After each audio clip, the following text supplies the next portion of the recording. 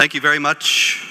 It's great to be here on this occasion. You know, I'm here year after year, and this is certainly the happiest Restoration Weekend I've been to, and very happy to say we won't have Chick Nixon to kick around anymore.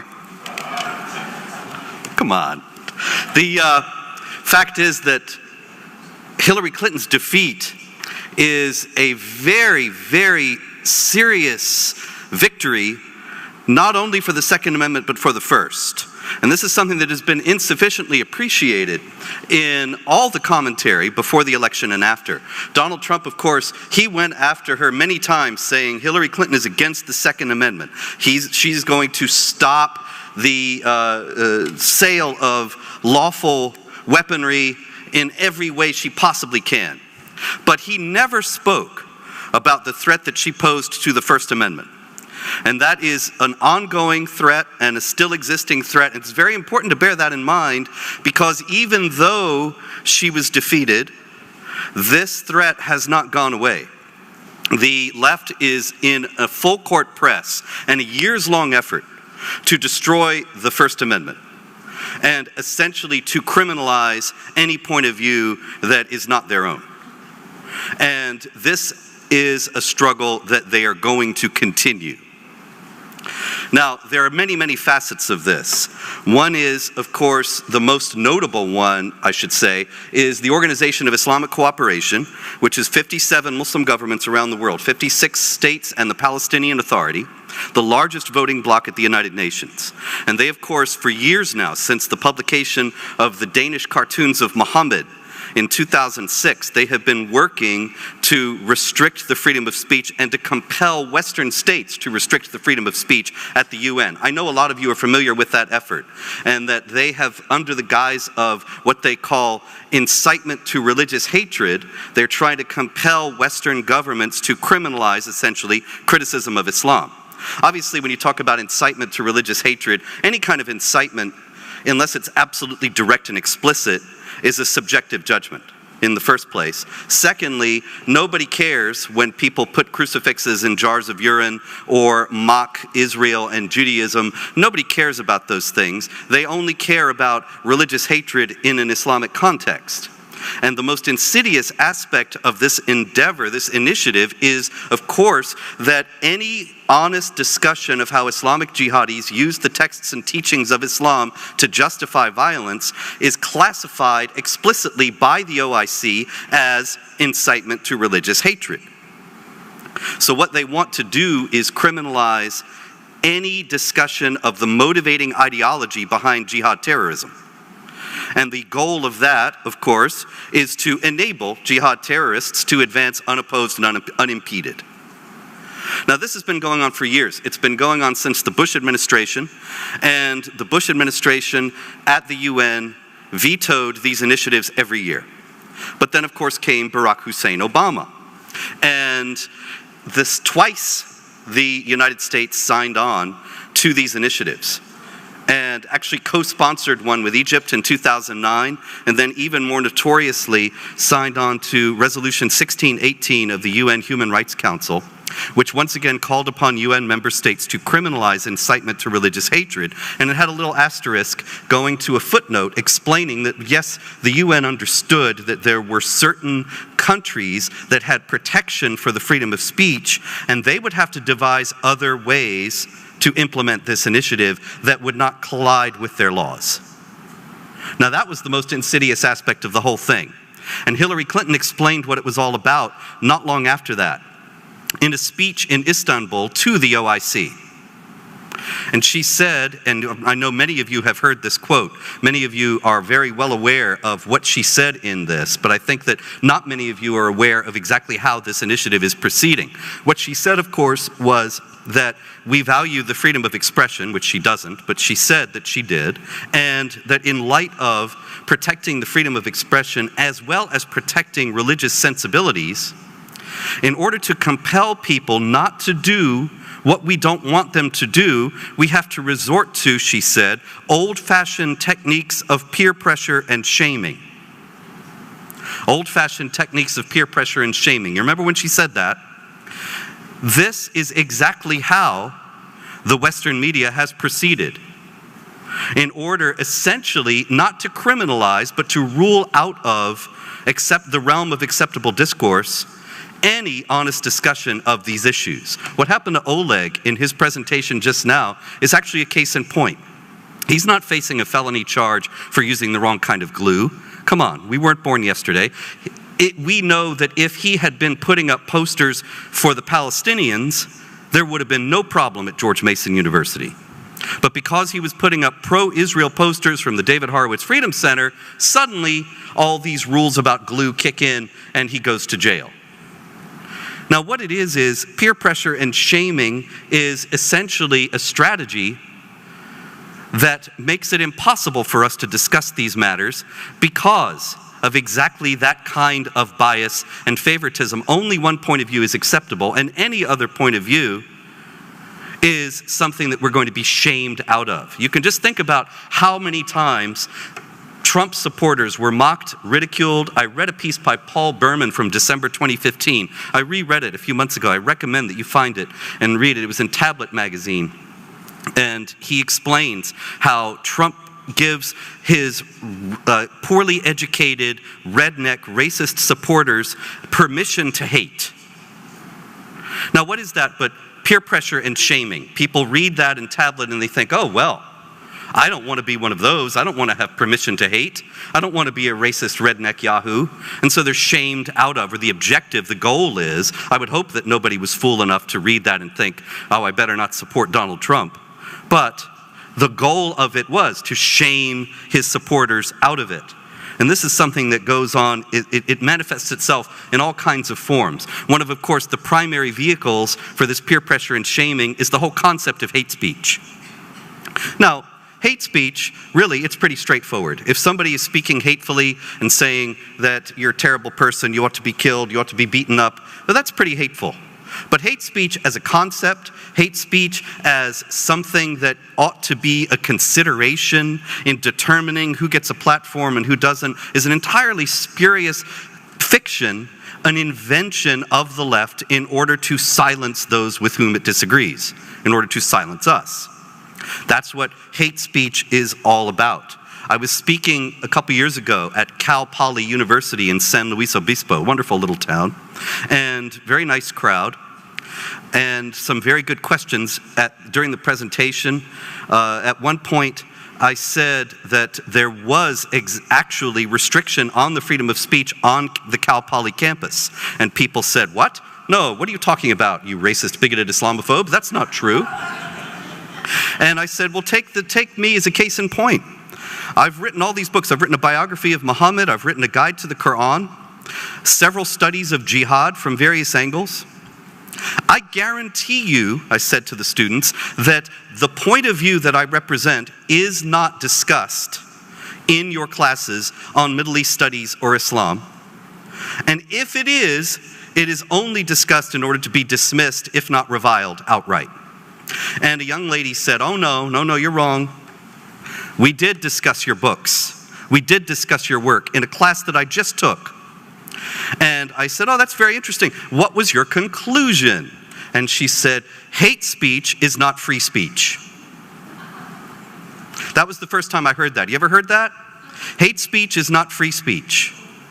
This is an increasingly common slogan that is going to be used and is being used right now to shut us down. What the young lady at Cal Poly was saying was that she had supposedly read my work and decided that it was hate speech, and that hate speech in and of itself does not enjoy the protection that the freedom of speech ought to be given. That hate speech is not speech that we ought to respect, even to the extent of saying, I may disagree with what you say, but I will defend to the death your right to say it. And so I said, okay, that's very interesting. I asked the young lady this following question. Then who gets to decide? Because I don't think what I'm doing is hate speech, unless the Quran is, and I quote it. But you think it's hate speech. Now, which one of us has the right to determine what's hate speech? What governing authority, to whom should be entrusted this governing authority so that we know what hate speech is and rule it out of free speech protection? And she said, Well, the relevant governing authority, that's not important for this discussion. That would be something that would be determined by Congress and the president. And I asked her, you really want to give them that kind of power? Do you realize that to give anybody the right to determine what hate speech is and silence it on that basis is a tool of the powerful to silence the powerless and a tool of the tyrants to silence their critics? And she said, that's just a Hobbesian argument against the powerful. And I thought, oh, that now I'm stretched, because I had to remember, okay, who's Hobbes? And what does she mean by that? I haven't been to college in 30 years. But, of course, she meant Thomas Hobbes, who wrote Leviathan. I had to look it up. And Leviathan is a political treatise from the 17th century that posits that the only thing that can save us, because we're all sort of brutal and violent and selfish and vicious, the only thing that can save us from an all-out war of all against all is a strong government that keeps everybody in line. And there are some countries you can say that's true about. But what she was saying was that I was manifesting an alarming lack of trust, and that really I ought to just relax and let the relevant authorities determine what is hate speech and quietly go to jail with Oleg. But the thing is, of course, that she only thinks that because her position is the dominant one that's in power. The problem that she manifests, however, the problem of which she is an example, is the fact that there's a whole generation of young people who are growing up with the idea that there is a concept of hate speech and that we are it, and that we are way beyond the pale and ought ultimately to be criminalized. And this is happening. As a matter of fact, no less a constitutional authority than Chris Cuomo articulated this last year when we dared to try to stand up for the freedom of speech in Garland, Texas. And you know, of course, in January 2015, 13 people who had dared to draw Muhammad were murdered by Islamic jihadis in Paris. And in response to that, we thought, well, we have two choices. When they say, we're going to kill you for drawing Muhammad, you either have to draw Muhammad or you have to submit and say, yes, you can get me to do what you want by threatening to kill me. And so you can manipulate me into silence and slavery. And so to stand up for freedom and for freedom of speech, of course, we had a Muhammad art exhibit and cartoon contest in Garland, Texas. Jihadis attacked it, and there was a great deal of media coverage there for a while about it, at which time Chris Cuomo actually stated that the First Amendment does not apply to hate speech. And what we were doing was hate speech, and therefore it was ruled out. Now, actually, if you read the First Amendment, it doesn't say anything about hate speech, nor is there any legal thing in United States law called hate speech. There is no such concept. Because, of course, what's hateful to you is not hateful to me. One man's ceiling is another man's floor. Everybody has a different evaluation of what is true and good and right and what is evil and hateful, for that matter. But just the advance of this idea that Chris Cuomo could think, a major commentator on a major network, even that in itself indicates how deep the rot has gone and how far advanced this concept is. That there is an idea of hate speech and that we are it. Now, the peer pressure and shaming advances, of course, by charging us with this hate speech. And recently there are so many examples of this. I could talk all evening. I promise I won't. But there's so many examples of this where opinions that are perfectly valid and have a claim to truth and in an earlier and saner age would have been evaluated on their merits are instead dismissed as hate speech, labeled as such.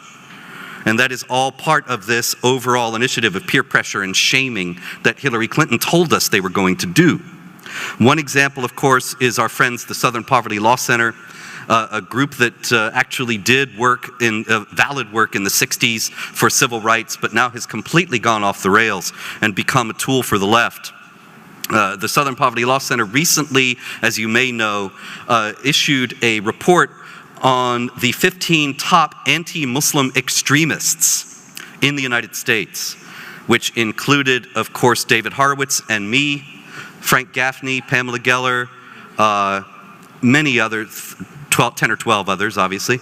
And two of the people on the list of these anti-Muslim extremists were a reformist Muslim from the UK, Maajid Nawaz, and the ex-Muslim from Somalia, the famous freedom fighter Ayaan Hirsi Ali. Now, this made this all very interesting because, you know, Frank and David and I and the others, we're used to being defamed in this way. Although this was a new one. To call us anti-Muslim extremists, if you think about that for a minute, what does the Obama administration call terrorists? Extremists. Their whole program to fight jihad terrorism doesn't say jihad or Islam because that's forbidden in the Obama administration. It's called countering violent extremism. So to call us extremists, the SPLC is saying we are terrorists. We are the equivalent of Baghdadi, the ISIS caliph, and Osama bin Laden, and al-Awlaki, and all the rest of them. We're just the flip side of the coin. Now, actually, it's true. David and I do plan to fly a plane into a high-rise building later on tonight. But in the meantime, I do think that that is an absurd categorization. But what happened in the wake of this was that Maajid Nawaz, in particular, because he is very prominent on the left and particularly popular among the atheist critics of Islam and jihad, Sam Harris, Richard Dawkins, and so on, the atheist spokesmen who have actually spoken out about Islam, there was a petition to get Maajid Nawaz and Ayaan off the list. And of course the implication was it was perfectly fine for us right-wing racists and bigots to be on it, but now they had crossed the line. Now there was a certain touching naivete to this. You see, these supporters of Maajid Nawaz and Ayaan Hirsi Ali were thinking, well, those 13, those terrible deplorables, they belong on the list. But our friends, they don't. These people, now they're just unjustly maligning Maajid Nawaz and Ayaan. They're taking their statements out of context and misrepresenting them. They are claiming guilt by association, indicating that they have associations with unsavory types, and they're questioning their motives and so on. Well, what do you think happened to the rest of us? This is just what the SPLC and these other groups, its allied groups, have been doing to us for years. It's exactly the same thing. It's all been a large-scale effort at peer pressure and shaming, making it so that we're toxic, so that nobody else wants to speak out in the same way because they don't want to be toxic. And the whole idea of speaking out is stigmatized so that everybody is mute and silent as the jihad advances. It's very well thought out. I really got to give him credit. It's a very skillful plan. It's very clever and very imaginative and deeply evil. But one thing, you know, there's always a silver lining, and the uproar about Maajid Nawaz and Ayaan being included among us anti-Muslim extremists, it woke up a lot of people who I think had no idea that the SPLC is just a propaganda machine. But it is part of this propaganda machine that is working to extend the peer pressure and shaming to every honest critic who explores the motivating ideology of the jihad terrorists. And so we see it in all kinds of contexts, quite aside from the Southern Poverty Law Center. We even see it at ESPN.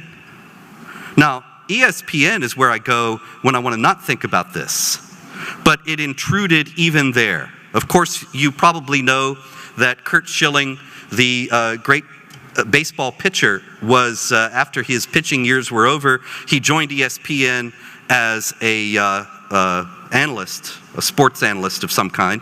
I guess he probably talked about baseball. And Curt Schilling actually is a conservative. He now has a conservative talk show in the Boston area. And he's got very sound views on pretty much everything, as far as I know. And he actually dared to tweet out on his Twitter account some statements about Islam. Most notoriously, one where he said, "You say that only a tiny percentage of Muslims are jihadis. Well, only a tiny percentage of Germans were Nazis. How did that work out?" For daring to say that, he was suspended. For saying other things that were outside the realm of what is acceptable, he was ultimately fired by ESPN. So apparently, in order to talk about baseball on ESPN, you have to have the right opinions or you will be shamed out of your job. And the wrong opinions are, of course, the ones that probably most of us here hold today. It is now it's being taken for granted that we represent hate speech, and it's being extended into every aspect of society. The ultimate goal, of course, is to make everyone afraid to hold these opinions, because everyone will be afraid of losing the job, of being stigmatized as a racist and a bigot and so on. I mean, of course, we're so used to this. We've heard ourselves called this for so many years, but it has never been so far advanced into the mainstream. It is a tremendous blow to this whole initiative that Donald Trump was elected president.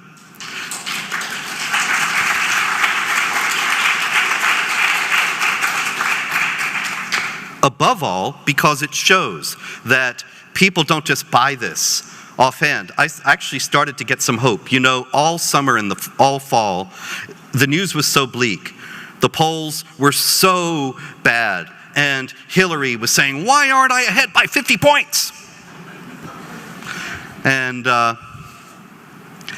everything was so bleak, but I saw one thing that made me just dare to hope that things might turn out better. And that was that trust in the media was at the lowest point it had ever been since anybody started keeping track of this sort of thing. And so while they are working to shame us and to apply peer pressure to silence us, and while they are working to label what we do as hate speech, more and more people are waking up to it. And 60 million of them did not buy it and voted for Donald Trump. And so, what we have now, however, is a president of the United States who commits hate speech and is subject to peer pressure and shaming. And it's an extraordinary position, because after working so hard to delegitimize half of the American electorate and half of the spectrum of opinion that Americans legitimately hold, now that opinion is in power against their best efforts. Now things are really going to get interesting. And one of the best things, actually, that's come about in this election cycle, besides the election of Donald Trump, was also the WikiLeaks exposure of just what the media really is. And that's one of the reasons why the trust in it is so very low. Because, you know, we grew up, I remember my father yelling at Walter Cronkite. Walter was not in the room, he was on the screen, but it was just what he was saying. And I remember Nixon, the first one, saying that he had faced bias from the press when he was running against John Kennedy in 1960. Now that's an awfully long time ago, and that's a lot of elections. We've all grown up taking for granted media bias. But now we know that it's far worse than that. I took a tour an online tour of the major news outlets in the early fall. And the New York Times, the Washington Post, CNN, MSNBC, Politico, The Hill, all the major names. And every last one of them had story after story after story about what a dangerous scoundrel Donald Trump was, and stupid to boot. You know, there is an inherent self-contradiction in how they classify all conservatives. They did this with George W. Bush, too. You know, he was a monkey, he was a marginal idiot, but he was also an evil genius who had somehow thwarted all their plans, while being an idiot monkey. Really astonishing talents. And of course, Trump, it's the same way. And every last media outlet had anti-Trump, anti-Trump, anti-Trump stories. Not even the pretense of trying to be balanced news outlets anymore. Not even pretending to have any objectivity. It was just all wall-to-wall anti-Trump all the time. And then it came out in WikiLeaks. George Soros-funded organizations paid those august, trusted news outlets, the New York Times, the Washington Post, CNN, you name it, they paid them for favorable coverage of the Iran nuclear deal. They paid them for favorable coverage of the Muslim migrant influx into Europe. They paid them for reports on the terrible Islamophobes. They probably paid for that Southern Poverty Law Center anti-Muslim extremists list, but they certainly paid for other reports about how David Horowitz and I and others are these terrible, hateful, evil people who no decent person should have anything to do with. And so we now know this is not news outlets at all. These are bought and paid for propaganda outlets. And their hegemony has been broken. Even if Hillary Clinton had won, they would never have the hold that they had. They will never have it again. And so we have every reason to be upbeat. This is an ongoing initiative, as I said. It's not going to go away. There are going to be continued efforts to stigmatize us, continued efforts to smear Trump as he becomes president, as he does anything, continued efforts to say that this is just some anomaly, sunspots, an accident of the Electoral College, something happened so that this maniac got to be president, but he's still a maniac, and any decent ordinary person will think he's a maniac. Nonetheless, the blades of grass have broken through the concrete, and it can't be repaired. And so there's every reason for hope. But I will close with noting what exactly it is that we're up against, what the effect of this stigmatization really is. We have heard for decades now, and particularly after 9/11, that any honest discussion of how Islamic jihadis use the texts and teachings of Islam, which you can see in my Guide to the Quran and Biography of Muhammad, available now. Any honest discussion of that is hateful in itself, bigoted, racist, beyond the pale of acceptable discourse. Now, this is how this works. A few years back, there was a jihad plot against Fort Dix in New Jersey. And a group of Muslims were going to go into Fort Dix and shoot as many American soldiers as possible before they themselves were killed, because the Quran promises paradise to those who kill and are killed for Allah. It's the only promise of paradise in the Quran. It's chapter 9, verse 111, if you want to look it up. And it says, you'll go straight to paradise if you kill and are killed. These Muslims were going to go into Fort Dix and kill and be killed and go straight to paradise. But they were foiled. Now, they were only foiled, it was on a shoestring. As it happened, these guys were Islamic jihadis. Islamic jihadis love death. They always tell us that. They love death, they love bloodshed, they love gore, nadal. And they went to a video store because they had their bloody jihad videos, their beheading videos, and their bombing videos. They had them on VHS tapes. And so they asked the young man at the video store, 17-year-old boy, they asked him to transfer their VHS jihad tapes to DVD. As he's doing the job, he saw what was on the tapes. And he got alarmed. And he went to his boss. And he said, dude, I'm seeing some very weird shit on these videos. Should I call the police? Or would that be racist? Now, I should tell you, these jihadis were Albanians. They were Albanian Muslims. Albanians are blonde-haired, blue-eyed white guys. So there was nothing remotely racist about what they were doing, not by any stretch of the imagination. The idea that turning them into the cops because it would be racist was just something that had been drummed into this young man's head all his life, that Muslims are victims and that any movement against jihad terrorism, there's something wrong with it. And you think that that's outlandish. It's not.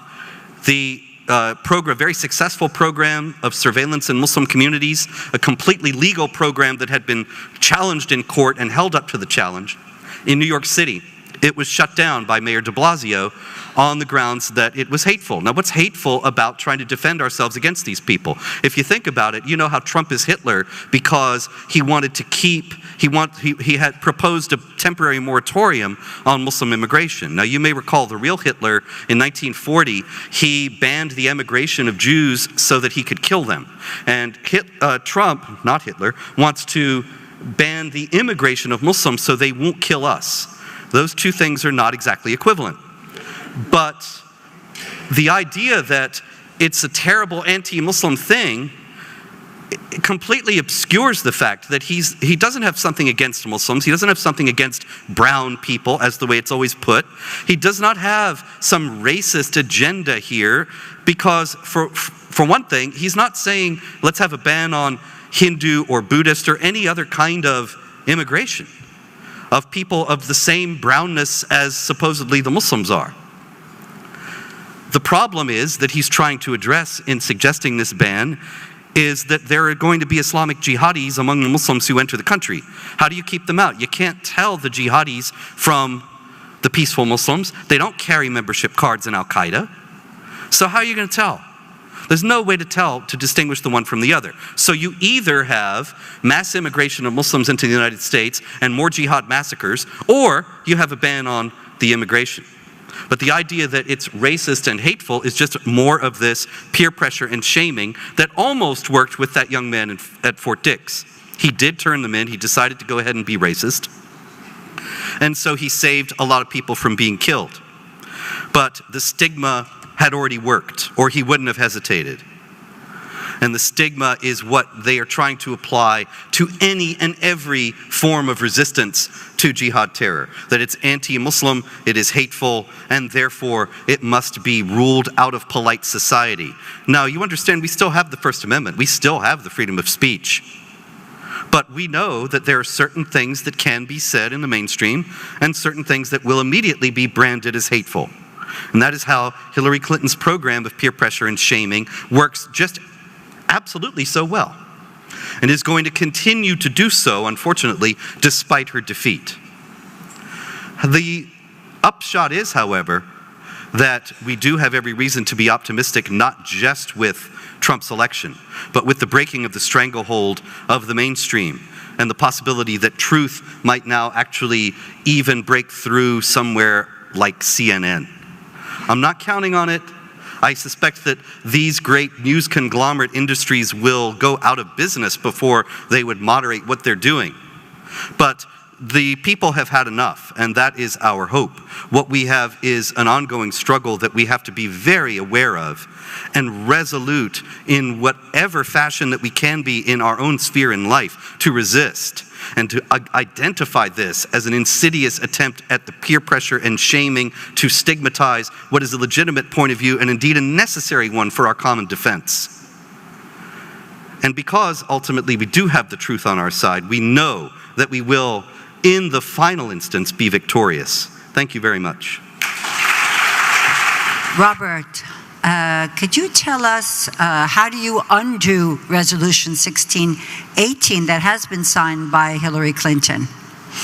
Well, you know, resolutions in the UN are not iron dogma. They can be reversed, they can be repealed, just like in any other parliamentary body. I see. So it's not in stone, in other words. Resolution 1618 does not commit the American people at this moment in time. No, certainly not. Okay. And one thing that I think the Trump administration ought to do is make sure that the United States is clearly and explicitly and defiantly on record defending the freedom of speech at the UN. Because in fact, they're going forward with this 1618 resolution and making it larger and bigger, all of the states at the United Nations. So it's That's something what, perhaps Hillary probably would have tried to implement it. All you needed was a ninth justice who was a foe of the freedom of speech.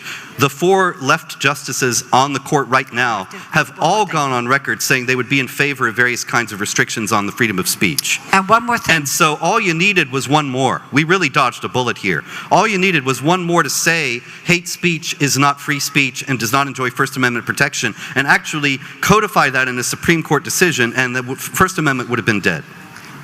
One more question. There's 1.7 billion Muslims. According to your very, very thorough research, what percentage would you say of that 1.7 billion are a threat to the world? Are a threat to the world? Yes, to our way of life, to the Western world. There's no way to answer that question. But just off the top of your head. The reason why is because the teachings about jihad warfare against unbelievers and subjugating them under the rule of Islamic law, which denies the freedom of speech and the freedom of conscience and equality of rights of women and so many other things. All that is in Islamic law. It is not negotiable. It's not some extremist opinion. It's basic, mainstream, ordinary Islam. Those who tell you otherwise are lying. Now, that said, does every Muslim believe that? Is every Muslim bound to carry those things out? No, absolutely not. Just like in any other religious tradition, there are some people who are very serious about it and some people who aren't. And every shade, every gradation in between. So you have, in the Catholic Church, contraception is illegal, is immoral, according to the Pope. But surveys show most Catholics practice contraception. Does that mean that the Catholic Church does not teach that? No, it really does. But most Catholics don't pay attention. Now, in Islam, it's the same thing. Does Islam, in all its various sects and forms, teach jihad warfare against unbelievers? Yes. Does that mean every Muslim is a jihadi? Absolutely not. Many, many Muslims don't know about that, don't care about that, are never going to put it into practice. They would rather live a comfortable life than go blow themselves up. But they're not going to lift a finger to stop the guys who are blowing themselves up, because they know that it's in there. Who has the mic? I do.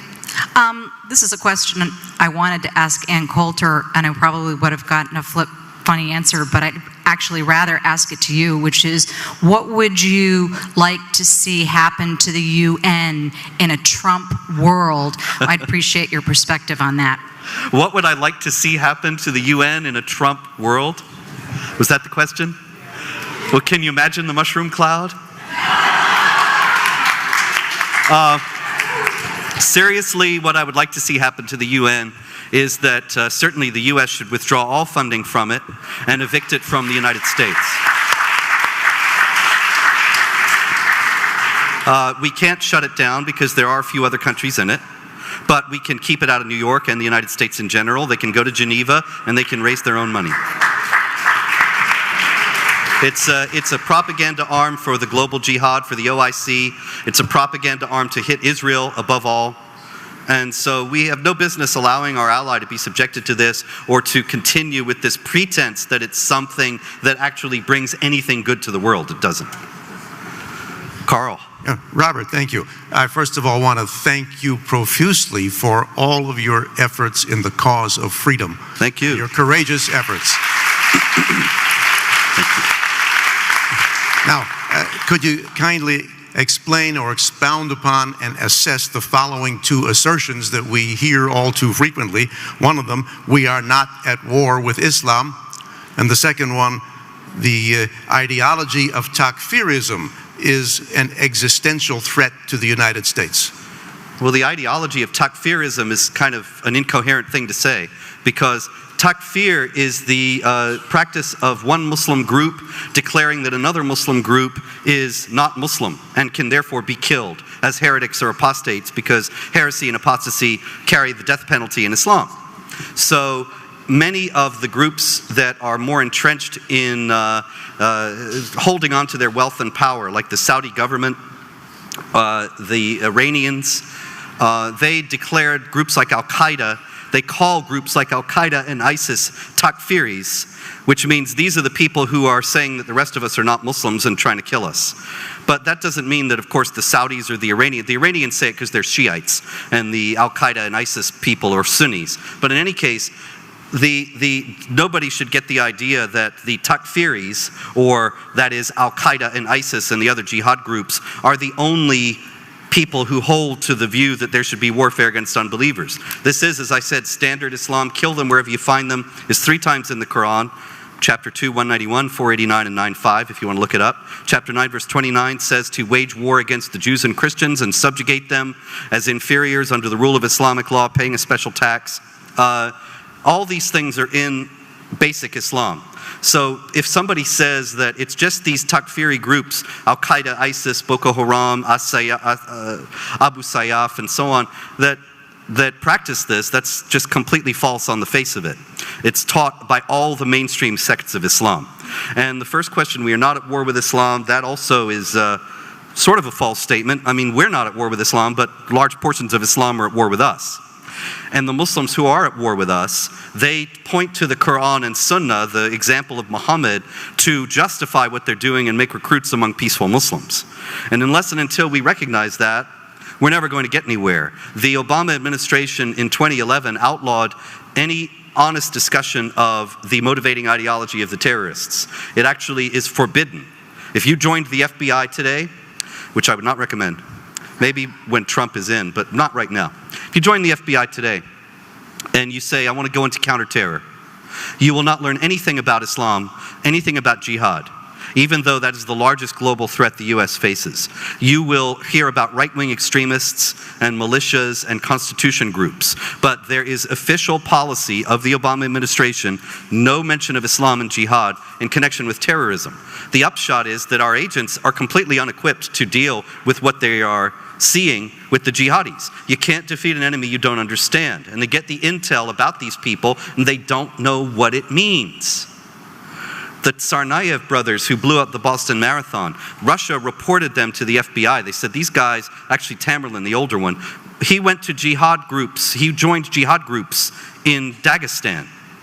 Now this was right around the time that the FBI, under orders from John Brennan and Obama, were erasing all mention of Islam and jihad from counterterror. So they get the intel from the Russians that says these guys joined jihad groups right when the United States is binding itself as official policy to the idea that jihad is benign, nothing to worry about, nothing to be concerned with. How could they possibly have followed through on that intel? It went against the stated policy of the administration, and so the marathon blew up. And so we have to understand that Islam, to a tremendous degree, is at war with us. And that if we don't realize that, it's just going to get worse. But of course, Trump, he made a big deal during the campaign of the fact that he would say that there was a threat from what he called radical Islam. It's actually mainstream Orthodox ordinary Islam. But even saying radical Islam after these 8 years of denial and willful ignorance is refreshing. And one would hope that he will change the institutional culture in the FBI and the CIA and Homeland Security and all the rest of them. It's drastically needed. Who has the mic? Yes, sir. Hi, so I go to a high school where 99% of the students, their parents are lobbyists or work in government. I guess you could say I live in the swamp. So I recently wrote something reflecting on the results of the election, and as you could probably imagine, it was pretty positive. And also, as you can imagine, I received a slew of peer pressure and shaming, as you'd say. I was told that Trump validates the KKK and white supremacy. And I said no, the only reason they latched onto the campaign is because of the media's lies and character assassination that told everybody that Trump was racist, even though that's not the case. However, what other advice would you give to someone like me who lives in the midst of all those people to defend myself against such claims? I think that mockery is awfully undervalued. And that there's a tremendous potential for it, particularly on college campuses. I didn't quite hear everything that you were saying. Are you in a college right now? Or no, high school? Okay, even better. Same thing really. At this point, the colleges are high schools and the high schools are middle schools and so on. But the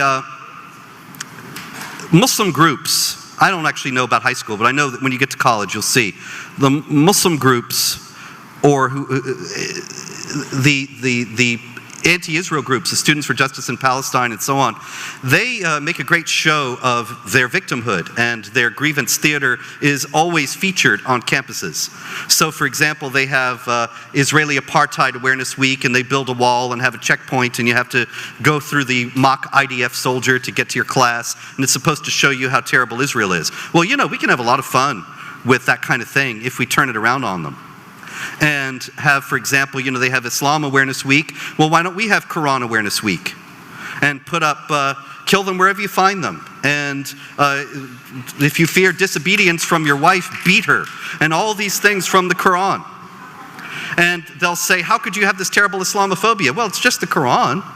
I thought you wanted us to be aware of Islam. And you play their contradictions back on them.